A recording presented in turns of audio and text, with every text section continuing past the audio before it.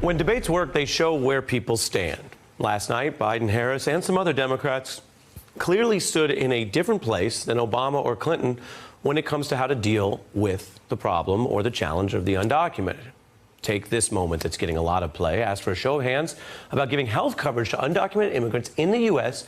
All 10 candidates raised their hands, agreeing to provide that kind of coverage. Our country is healthier when everybody is healthier. You cannot let people who are sick, no matter where they come from, no matter what their status, go uncovered. They pay sales taxes. They pay property taxes. They've increased the lifespan of Social Security because they have a job, they're paying a Social Security tax. This is not about a handout. This is an insurance program. I'm joined now by Jess Morales Roquero, the chair of the Immigration Rights Group Families Belong Together, and the editor-at-large for the Libertarian Reason magazine, Matt Welch. Nice to have you both here. Thanks for having us back. Thanks for having me. You would acknowledge that's a shift for the Democratic Party. Big shift. What does it mean? I mean, it's a big moment in this party that they were willing to all raise their hands. Some of them, I think it went up a little slower than others, but the fact that every single candidate on that stage who represent a spectrum of immigration ideas was ready to support undocumented immigrants is a testament to the organizing and to them listening to that. And it's very different, as mentioned, from the previous presidents. It has become very common in politics to sort of say anything that you disagree with is immoral or evil. That puts a lot of Democrats in a bind because this was the Obama position. Maybe he was wrong. Maybe you disagree with him. But is it evil? Take a look at past Democratic presidents. It is wrong and ultimately self-defeating for a nation of immigrants to permit the kind of abuse of our immigration laws we have seen in recent years, and we must do more to stop it. Do not send your children to the borders. If they do make it, they'll get sent back. Undocumented workers broke our immigration laws, and I believe that they must be held accountable. When President Obama was talking about accountability, and we know this from the deportations and the ICE policy, he was not talking about health care for all. Correct. 10 years ago, if you recall, in a famous moment, he gave a speech to a joint session of Congress in which Congressman backbencher Republicans shouted, "You lie." What was the "you lie" about? It was about whether Obamacare effects is going to be given to illegal immigrants. And Obama said, no, it's not. And they said, "You lie." Now we see 10 Democrats are taking this position. This is a remarkable shift, right? This goes hand in hand with a remarkable shift in American public opinion towards immigration.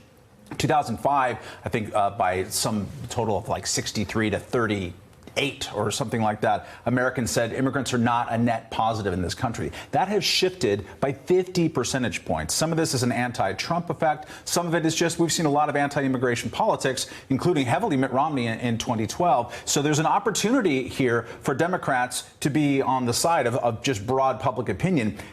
Healthcare, Obamacare, Medicare for all for illegal immigrants, I don't know if that's going to go there. I think there's a large swath of the country saying who would say and who have consistently said in the past, I'm not so sure about welfare benefits to illegal immigrants. Is it a sustainable addition to the current immigration system or not, in your view, in both of your views? I mean, it's not illegal immigrants and immigrants writ large take less of social welfare benefits than native-born Americans on average, period, right? So it's not going to be the thing that tips us into some kind of bankruptcy. There's plenty of other things that are taking us there. However, in an era where Democrats are not showing much a sense of any kind of limitations on what the government and what the welfare state can provide, I think it's very risky politically, and it's very risky in terms of the long-term sustainability of the welfare state. What we're talking about here is Medicare for all, which is an extremely popular position, especially in the Democratic primary, and that really means for all.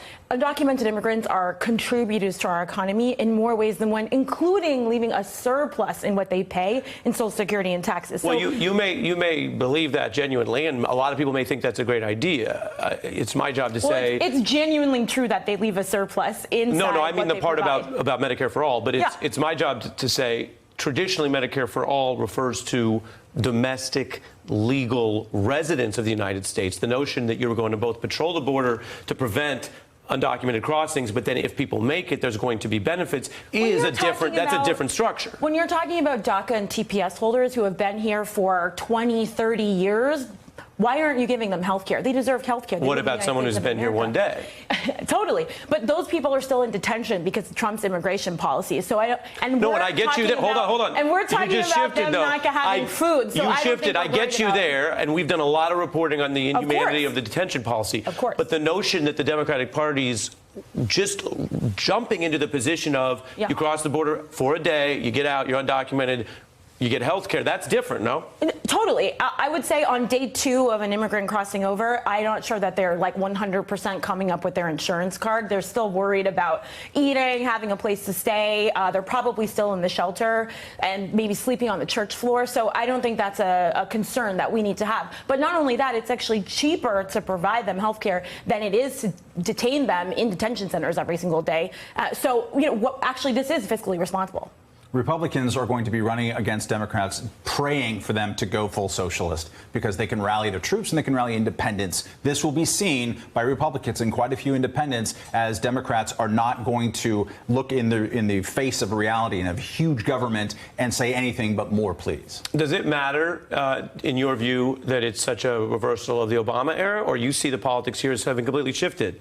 I mean, in the Trump era, I think things are totally different. President Obama was a pretty hard line on immigration for a Democrat. So I think it's good that we are moving towards having a more humane immigration policy, because I think that's what everybody wants, is to treat people with dignity and respect. I'm going to fit in a break, but you know what I think is good? We just had a full policy conversation, growing out of the debate, perfectly civil.